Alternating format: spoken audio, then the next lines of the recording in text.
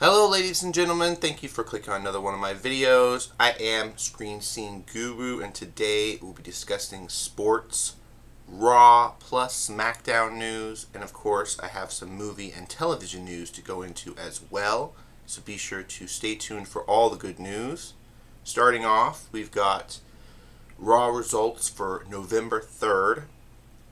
So going into this, we got Logan Paul interrupted the new heavyweight champion CM Punk to stake his claim for the future title match. Very interesting stuff here because we haven't seen a lot from Logan Paul since Clash in Paris a few months ago. But of course we had CM Punk makes his triumphant return to Monday Night after defeating Jey Uso in a hard-fought showdown. And then, of course, Braun Breaker and Big Bronson Reed engaged in a violent encounter with the World Heavyweight Champion, CM Punk. And Logan Paul was beginning to help him out, but then he, of course, turned heel on him, eventually giving the brass knuckles to Paul Heyman, which is kind of letting us know, is he going to become a new member of the Vision?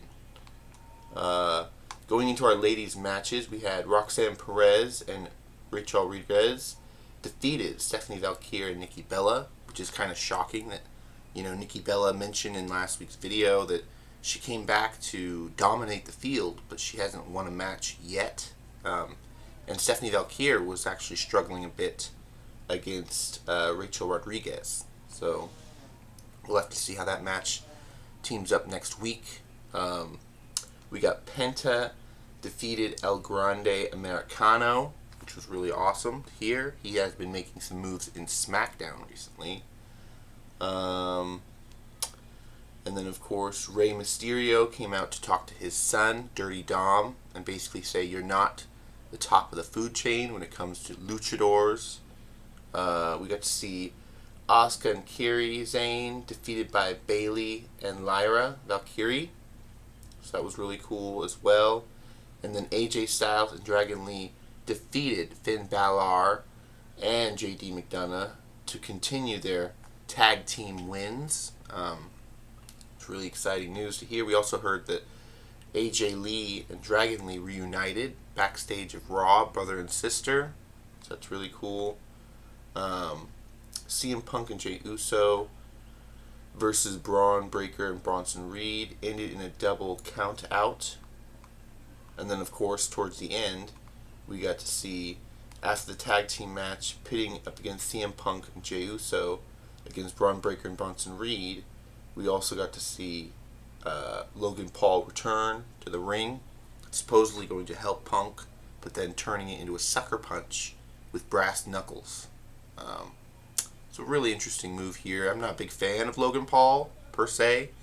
I know he's made a few mistakes in his career as far as, doing a few things. He is a legend for going up against Mike Tyson, but that televised fight was pretty lackluster, and everything he's done since has been pretty lackluster as well. But going into, real quick, SmackDown, because we just had this go down last night, guys, November 7th. Going into this was on the USA channel, or if you guys watch SmackDown clips on YouTube, you can catch these as well. Drew McIntyre was suspended from SmackDown after attacking Cody Rhodes and the official during a match. We also got Zelina Vegas slapped Cody Rhodes, which was very interesting to see. United States Champion Ilya Dragunov defeated Johnny Gargano. So that was really cool to see. And he had a cast on, a leg cast. And Ilya Dragunov was still able to take him down for the U.S. champion. Then going on, we got to see Jade Cargill delivered a fiery address to the audience of SmackDown. So really cool to see. And then Nia Jax defeated Charlotte Flair after there was some interference in the side ring. We got to see Alexis Bliss was beaten down in the week prior, and the Queen Nia Jax ended up sitting on Charlotte Flair. There was a bit of a outfit malfunction. It seemed like there was a bit of a reveal for Charlotte Flair. She addressed it on social media. Maybe she might have to start wearing robes to the fights because her outfit slipped a bit. But then, of course, we got to see Celessa Green defeat Galadia to win the new Women's United States title, which was awesome to see. It didn't look like she was doing too well in the match right up until the end. It was a big distraction, which led to her putting her feet up on the ring, on the ropes, and making it a title match. So really cool stuff there. Talatanga was defeated by Rey Fenix, so that was interesting as well. And then, of course, Cody Rhodes versus Aleister Black ended in a no contest because we got Damian Priest to come back into the ring after, of course, shooting a fireball in his eye and attacking his face. Damian Priest came in to help out Cody Rhodes. But then we saw that led to Drew McIntyre double Claymore to the announcer and basically rattling around like a rag doll because it looked like Aleister Black was close to beating Cody Rhodes. But then, of course, Damian Priest came in to take care of Aleister Black, and McIntyre came in to take care of Rhodes, he thought, until the manager came out and suspended him. So very interesting stuff there, guys. Excuse me. I do want to go into real quick. Let's see. SmackDown is good.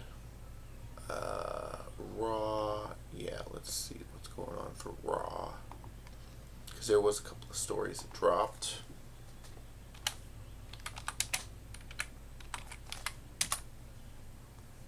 Okay, John Cena's farewell tour. John Cena teases surprises in WWE Last Time Is Now tournament. Let's see. John Cena hypes Monday Raw. So this upcoming November 10th, there's going to be John Cena hosting Raw, supposedly with CM Punk, which is going to be a very good episode, I think. Post wrestling, I want to see like John Cena kicks off Raw in Boston, where he started his career, of course. There's a lot of news outlets. Let me go to WWE real quick.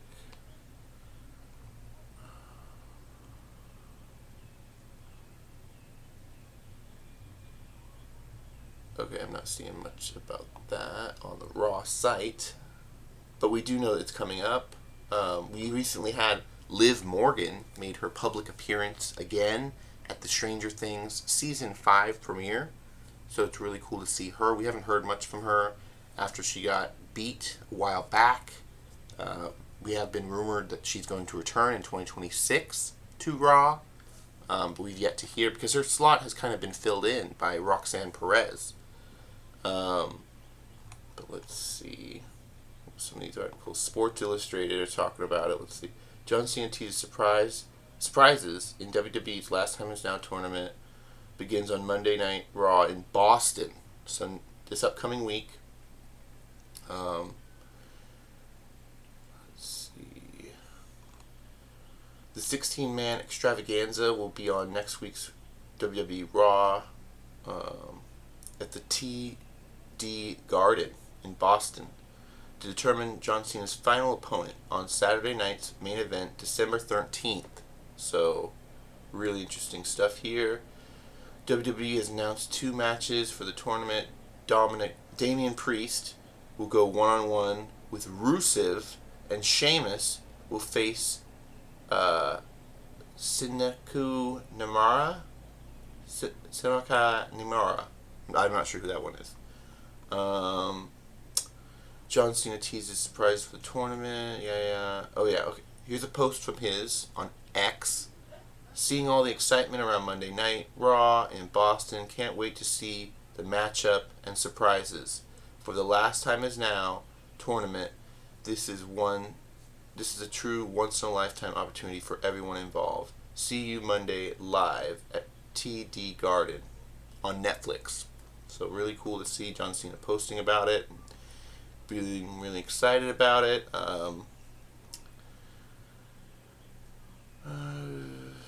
Yeah, nothing else in this article really has much to say. Going into our news topics, guys, if you're still with me here, we did recently hear that Clayface has wrapped filming, so it is done. It's now in the final post-production, editing and whatnot for the end of the movie, whether or not they want to connect it to Batman, Brave and the Bold, or they want to connect it to Batman Part 2. We did recently hear an interesting story. Let me pull up.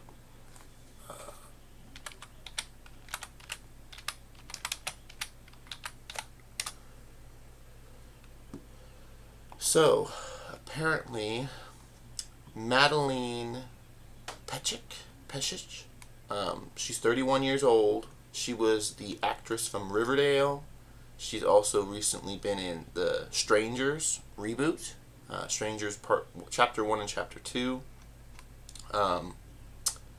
Really interesting actress. I like her a lot. She has recently claimed that Madelainepetsch wants to play Poison Ivy in Robert Pattinson's Batman Part 2. We're not exactly sure if there is a role for Poison Ivy to be in the film, but it's very interesting with her talking about this, that she wants to play the role. It just broke in the last couple of days even. We haven't heard a script or anything yet. Only a few people have seen the Batman Part 2 script. And so far we don't know if Batman Brave and the Bold will have a role for Poison Ivy either. But a lot of younger audiences are really supporting her and they want her to get the role. She's actually talked to James Gunn, so that's really interesting. I do want to talk about physical media news because that is a big topic here that I try to keep the finger on the vein for. Digital Google Films, which is basically an online service for the Google Play Store, Movies Anywhere, which has been a historic thing for years. You could download a digital code with your purchase of a DVD, and you could watch it on your phone, tablet, or computer anywhere you go. Well, now, apparently, Google shuts down their Movies Anywhere website. You're still allowed to access the films you've bought personally, but you can't access any more. And this is because of Disney supposedly cracking down on content. They say they want to get more subscribers on Disney Plus to watch their stuff, like classic Disney princess films, Marvel movies, and of course Star Wars, which this topic will come up again later in the video. But it's very interesting to see that the digital Google Play Store, Movies Anywhere, has officially shut down. It is one more step in the decline of physical media. So if anyone buys their movies digitally, watch out, because the studios and the different powers that be will take them. Michael Jackson biopic. I saw the trailer. It's about a minute, not very long, but it's very cool. I thought it was an interesting, premise on his life. It looks like it's going to be about his early life with Jackson 5, all the way up to the 80s, mid-80s, and then they're going to end it. They don't want to go into the allegations and later on what happened in his life. We did hear rumors that this movie would be turned into a two-parter, but we're not sure. It all depends on if this first one is financially successful.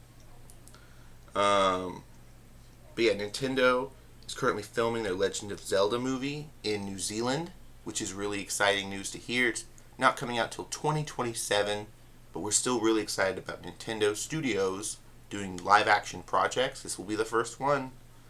The Thing Part 2 has been greenlit by John Carpenter. He wants to get it out and produced. Apparently it's been a big passion project of his for a long time, but he hasn't had time to work on it. So that's very fascinating stuff to hear. Ryan Murphy, writer of the 911 series and American Horror Story, apparently is back at it again with a new series. Not many people are liking this new series with Kim Kardashian in it as a lawyer, Glenn Close, a lot of big name actresses, but it doesn't seem to be getting any love on Rotten Tomatoes because it has the lowest score of his series. And then, of course, Chinese astronauts were recently rumored to be lost in space after a recent CME, an electromagnetic storm, jolted their pod off course. So we're hoping to hear back from these Chinese astronauts. Pluribus uploaded on Disney Plus and apparently made the network crash because so many people were trying to watch Pluribus. Very interesting new show by the creators of the Breaking Bad series and Better Call Saul. Bruce Willis was recently moved to a retirement home. He was seen publicly for the first time walking around by a beach, but you can definitely tell from the video and from the photos that he is cognitively declined, and unfortunately his family is not seen in the pictures. It looks like they've moved him to a home for better care. In just the last matter of months, it seems like he was moving around a lot better, and then now he's much slower. It looks like he might have had a stroke. We're not sure. Dr. Jameslacatski. I do want to bring up some UAP news real quick, guys, for everyone following for that stuff. Dr. Jameslacatski talked about a new book he's coming out with. He's, of course, the writer of Skinwalkers in the Pentagon. He worked for, I believe it was ASAP.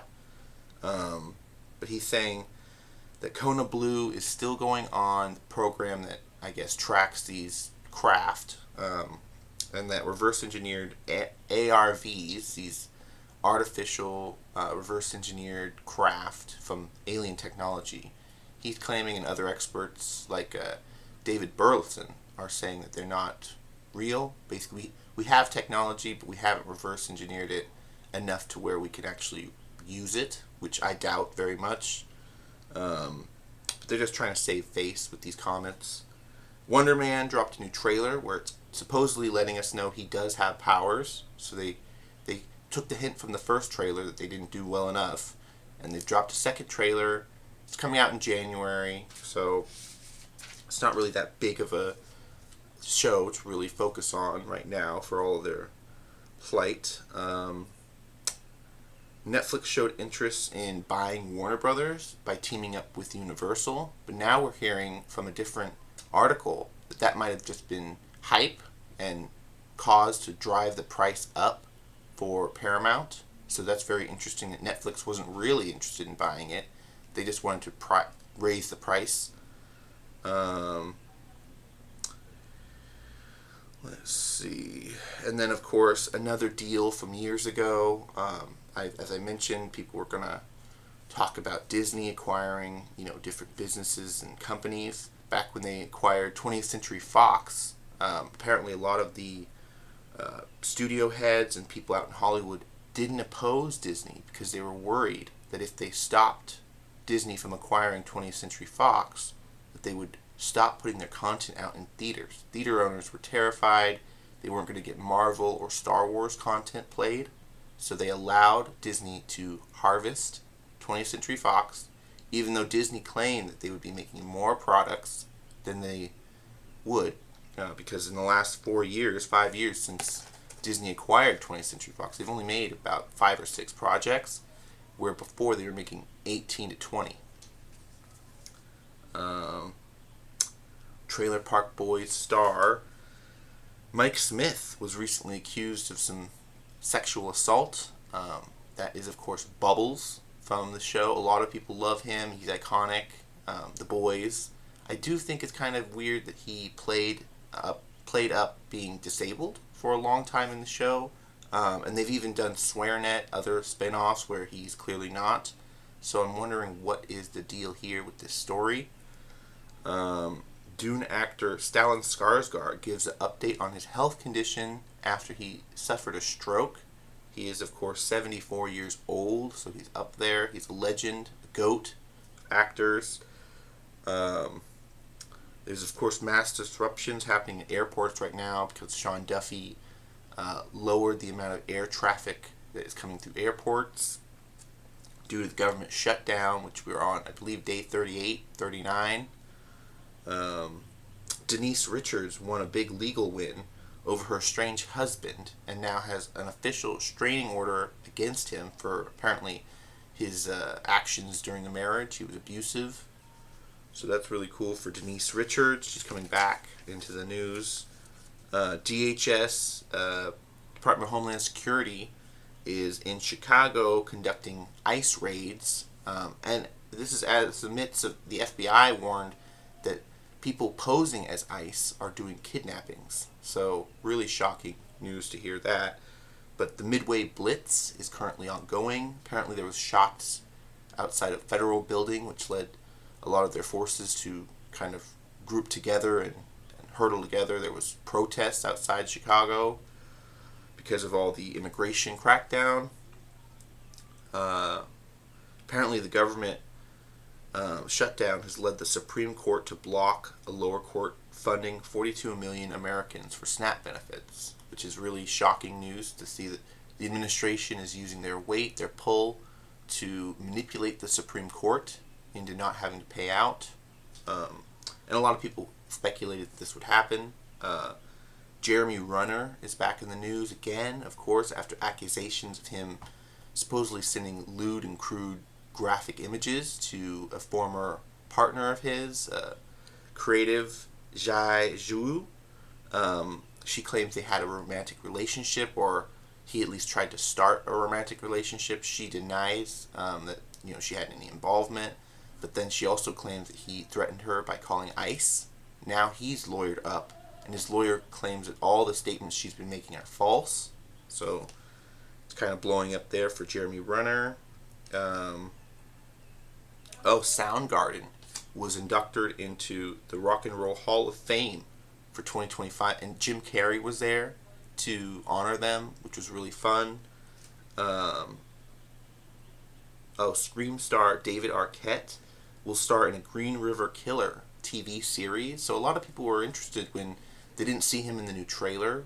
They heard a clip of his voice. Dewey's voice is used in the trailer, but we didn't see Davidarquette, which led me to look up. He's doing a series about Gary Ridgway, the Green River Killer, and this sounds like it's going to be very good. I'm hoping for his big return. I would very much like for them to do another Eight-Legged Freaks and produce that film, because I thought that was one of the best arachnid horror films. But that should do it for my news update on Raw, Smackdown, and movie news. What do you guys think of all the news coverage? Is there stories you've heard before? Is there some that you haven't? Let me know down below. You can always support my channel by liking the video, commenting what your thoughts are, sharing the video if you like, and you can follow me at Instagram, TikTok, at SceneScreenGuru if you want to chat or see movie updates, behind the scenes bonus features, all kinds of good things. But until next time, guys, this is me signing out. Have a good one, and ciao.